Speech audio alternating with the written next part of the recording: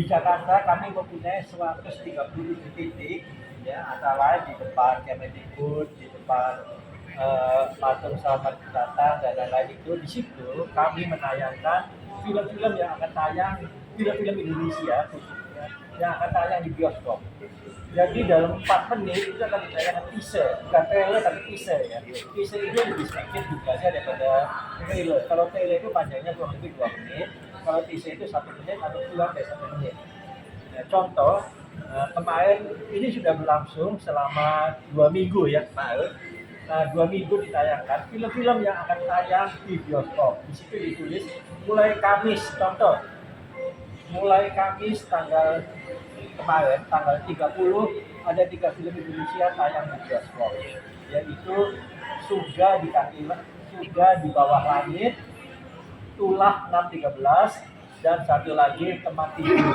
Itu semuanya ada ditayangkan, tapi karena bisu ya, ini berbeda kan, kalau ada suaranya menakutkan atau gimana jadi bisu, kami akali dengan membuat subtitle atau teks.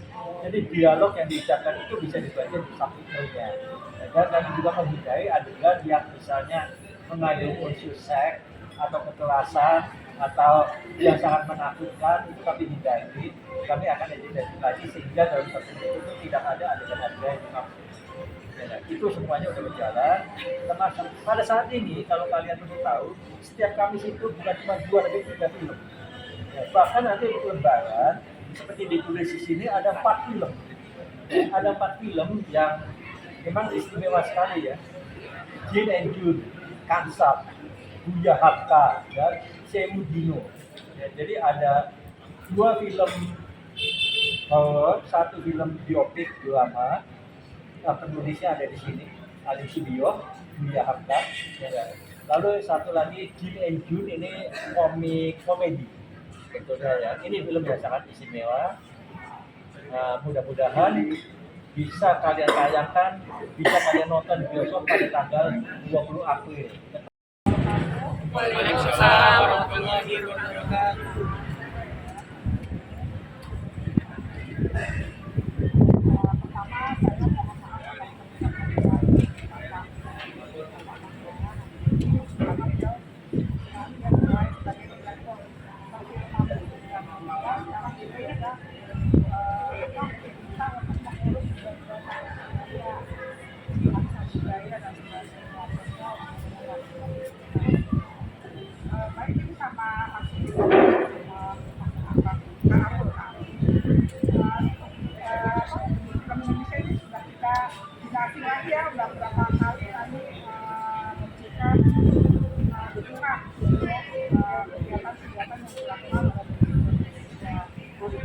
Biasanya tadi sudah disebutkan ada pembuatan video, lalu ada lagi rumah nonton, lalu ada lagi literasi film,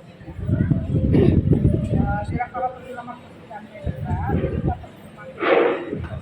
adalah untuk pengembangan supaya ekosistem perfilman. Bentuk pengembangan ekosistem perfilman itu diantaranya adalah ada kreasi, lalu ada lagi produksi, ada juga untuk dokumentasi, lalu apresiasi dan literasi, lalu ada juga pendidikan perfilman, dan ada juga untuk pengasuhan, khususnya pengasuhan secara digital. Jadi itu yang dilakukan oleh Direktorat Perfilman dan Media lebih pada pengembangan bidang perfilman. Kegiatan-kegiatan yang sudah kami lakukan khususnya dalam rangka Hari Film Nasional itu adalah kemarin kita melakukan lokakarya selama 6 hari di film di Haryono, lalu ada lagi pameran perfilman, lalu perfilman secara nonton bareng juga kita lakukan. Lalu hari ini ada karaokean PPH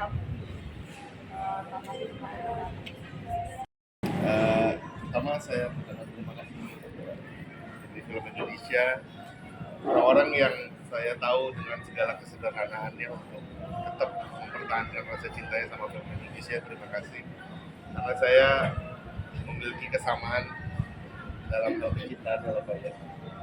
Artinya apa yang diceritakan Bayan tadi juga memang itu bagian dari nostalgia yang mungkin buat bukan di generasi teman-teman tapi di generasi kami, bahwa memang film Indonesia itu sesuatu yang amat sangat mengakar dalam kehidupan kita. Jadi terima kasih sekali lagi untuk event ini. Terima kasih, salam buat pamannya Bela dari Azu. Jadi diundang ke sini untuk ngobrol. Kalau Buya Hamka nggak apa-apa mendahului press conference karena udah duluan ya Bang. Sebenarnya press conference udah dianggap sah sih, mau ngomong apa aja bebas. Saya juga udah diundang beberapa media untuk ngobrol soal masalah Buya Hamka. Ya pertama tadi pengantar dari Arul membuka soal masalah identitas keagamaan saya. Saya Buddhis, jadi saya bukan Muslim. Tapi saya memang sudah terlibat di beberapa produksi film religi. Saya juga nggak ngerti kenapa, tapi saya ngerasa tersanjung, ngerasa appreciate, ngerasa ada lintas budaya, ada lintas kultural kepercayaan dari para produser maupun para penulis buku gitu terhadap saya untuk bisa mengadaptasi film-film religi melalui skenario saya. Dan Buya Hamka ini adalah salah satunya. Jadi Buya Hamka itu sebenarnya start 7 tahun lalu, berarti 2016 ya. 2016 saya diminta untuk mengadaptasi Buya Hamka, dan waktu itu memang sudah ada Cassandra yang memulai duluan, tapi kemudian ya saya meneruskan jejaknya Cassandra karena waktu itu mungkin ada perubahan visi dan segala macam, sehingga apa yang sebenarnya ditawarkan oleh film Buya Hamka. Buya Hamka saya juga hanya kenal beliau sebagai seorang yang saya tahu dari memori masa kecil saya, ini sering mimbar agama Islam, ceramah yang amat sangat disegani. Di luar itu ya saya tahu beliau adalah penulis novel, tragedi kapal Van der Wijk dan segala macam, tenggelamnya kapal Van der Wijk. Dan di luar itu saya nggak terlalu paham Buya Hamka itu siapa sih. Tapi saya tahu bahwa dia tokoh besar, ketua MUI pertama. Artinya saya harus berhadapan dengan, kalau saya nulis ini saya ada banyak resiko karena ada banyak orang yang menganggap beliau sebagai seorang tokoh idola. Yang lebih kontak ke Jambu juga ke manajer juga, itu kontak buat nawarin lirik mau nggak mau main Jun gitu, buat jadi Jun. Terus pertama kali dengar sempat kaget banget karena walaupun saya generasi Z, saya juga sempat tahu apa itu karya Jin dan Jun karena familiar juga waktu kecil, sering ada rirannya di TV. Karena juga saya pernah nonton TV waktu kecil. Jadi pas ditawarin kaget dan senang. Jadi nggak terlalu banyak harus berpikir, langsung mengatakan iya sih. Langsung setuju dan datang ke kantor Mas Andi biar bicara terus film, terus langsung workshop di sana, ngobrol sama Mas Andi dan beberapa teman lain. Sangat menarik sih tadi. Jadi saya langsung minta kontraknya gitu. Jadi jadi benar-benar senang banget bisa dikasih kesempatan dan respon orang-orang sebenarnya juga sempat banyak yang kaget juga. Saya memainkan Jun film sinetron legendaris, terus diadaptasi menjadi film, sempat banyak yang kaget juga. Banyak yang mendukung juga, banyak yang ragu juga dengan saya. Jadi ya bismillah aja. Mungkin kalau dari kita MVP kenapa Jin dan Jun, sebetulnya kenapanya itu kenapa ya? Ditanya kenapa bingung nih. Tapi kalau ditanya kenapa milih Jin dan Junnya mungkin lebih bisa kali, karena kita tahu Jin dan Jun ini seperti yang Ray bilang juga dan semua udah tahu, ada salah satu sinetron MVP yang legendaris dan semua tahu lah ya. Kalau zamannya dulu apalagi dengan lagunya yang very unique, Sahrul Gunawan, lalu Om Jin dengan lain-lainnya gitu semua. Itu udah lumayan melekat ya di hati masyarakat. I think bahkan anak-anak yang lebih muda sengaja pasti bakal dikasih tahu atau diceritain sama yang lebih tua dikit lah gini. tentang Jin dan Jun ini semua. Dan menurut saya bisa dibilang ya anak-anak yang generasi yang baru sampai yang generasi saya di atas saya semuanya tahu Jin dan Jun gitu. Jadi skopnya lumayan luas untuk film ini. Dari word of mouth dan lain-lainnya. Mungkin ada yang dengar cerita ini sekarang belum tahu, nontonlah ke YouTube kemanapun gitu semua ngelihat sinetron episode awalnya. Dan ceritanya lumayan relate ya, even sampai sekarang menurut saya nonton yang dulu aja masih bisa dibilang seru gitu kan. Tapi tentunya kalau kita mau buat film especially 2023 kita harus melihat perkembangan zamannya sendiri. Lalu siapa-siapa juga yang lagi in zaman sekarang. Tentunya Rebong sendiri udah banyak orang yang kenal dari dunia sinetron, FTV dan lain-lainnya. Dan memang rootsnya Jin dan Jun ini juga balik lagi dari sinetron dan layar kaca kan. Jadi tentunya dari kita MVP sama Anggi udah nggak ambil pusing ya, udah lumayan pede sih dengan Ray kan, tinggal masalah Ray-nya mau apa nggak aja gitu kan, pendapatnya mau kider ya udah langsung oke kan, oke. Jadi kita udah oke. Lalu dengan pilihan Jinnya sendiri, satu yang kita dengar dari awal adalah yang Anggi mau adalah yang tentu kita buat perubahan. Zaman dulu 90s warna-warna kayak purple, kuning, mentereng, apa semua warna-warna yang memang ya pada zamannya, bahkan itu salah satu warna-warna logo Multi dulu kalau nggak salah ya, kuning, merah, hitam gitu kan. Tapi dengan perkembangan zamannya ini kita lihat sekarang most movies ya kita nonton Netflix, Disney, whatever it is, even movies kan, there's a essential like dark tone, something that's very 2023 ya sekarang ya.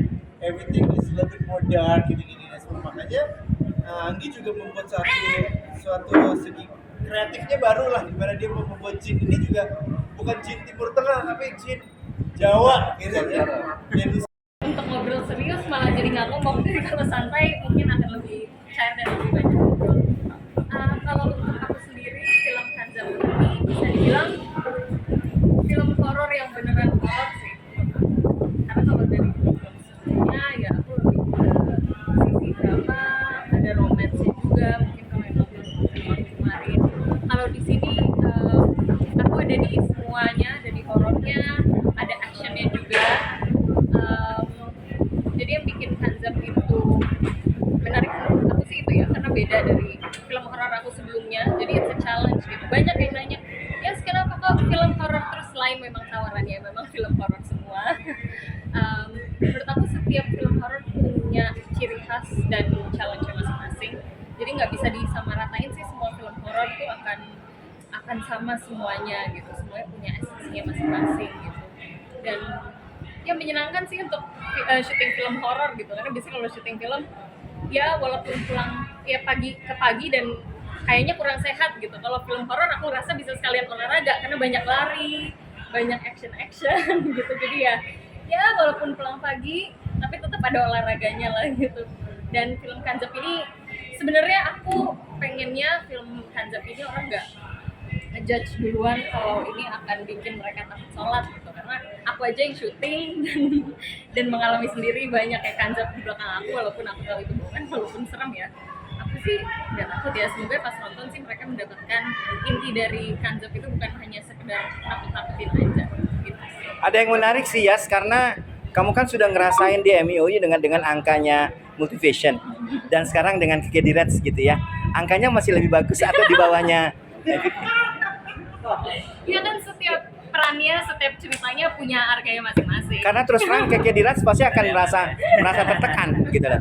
Soalnya kamu sudah dari Mangkujiwo gitu kan ya, kemudian mau di ini, atau mungkin mau dijawab dengan Mas Anggi mungkin angka dari MOU itu Mas, angkanya, nilainya di atasnya, rupiahnya gitu ya. Ya udah nanti kita tunda aja untuk press con selanjutnya gitu ya.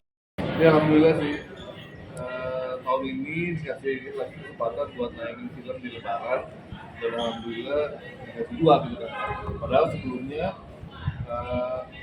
tahun lalu gitu kan saya sempat bilang ke MD kan bahwa pas lagi mereka ngambil yang KKN gitu kan, aduh belum mau dong nih yang Seudino atau yang satu lagi ya, yang IP mereka lah gitu kan. Terus akhirnya wah ya udah jalan nih sama si Kimo gitu kan. Cuma kalau misalnya waktu itu saya juga dikasih yang Dino, berarti harusnya 3 film gitu bareng-bareng. Faktanya bakal 3 film. Nggak, kalau jalan. Kita akan konfrontir sama Kimo. Nah ya alhamdulillah kan nggak tahu gimana, tahu tayang 2 film aja gitu. Terus saya sih nggak pernah mikirin kapan mau tayangnya gitu. Ya, Jin dan Jun udah kita proses udah lama banget ya, dari tahun 2019 sejak kita bikin Si Manis itu udah dalam list kita, udah dalam development juga ya. Terjadi pandemi, pending lama, udah lama, terus akhirnya pas udah bangkit lagi ya udah berjalan lagi nih. Apa sampai Jin dan Jun, sebelum syuting di Jin dan Jun, nah akhirnya sesudah syuting Jin dan Jun diajak meeting sama Pak Diraj gitu kan. Akhirnya ketemuan, soal itu dia ada script dikasih saya, terus bisa kapan syuting gitu kan. Pas banget film yang harusnya syuting saat itu mundur gitu kan. Akhirnya ya udah bulan depan aja syuting, terus sampai bulan Januari atau udah lock aja, dan sebulan kemudian dikasih kabar dari dua pihak kita tayangnya bareng gitu kan. Oh my god. Editingnya gimana? Itu Ngerjain dia, 2 makanya film. kelihatannya kan seru ya, wah fun ya, wah film, padahal kita tidur baru 2 jam nih gitu kan. Ini mixing, CGI, edit semua ini masih on proses semua, dan semua masih tahap apa ya, deg-degan banget kita gitu. Kubur apa nggak nih gitu kan. Sedangkan saya harus berada di 2 tempat sekaligus gitu kan.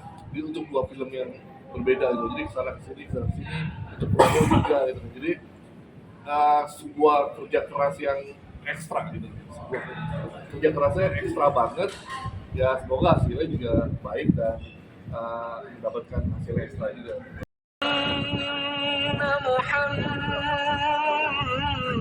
محمد رسول الله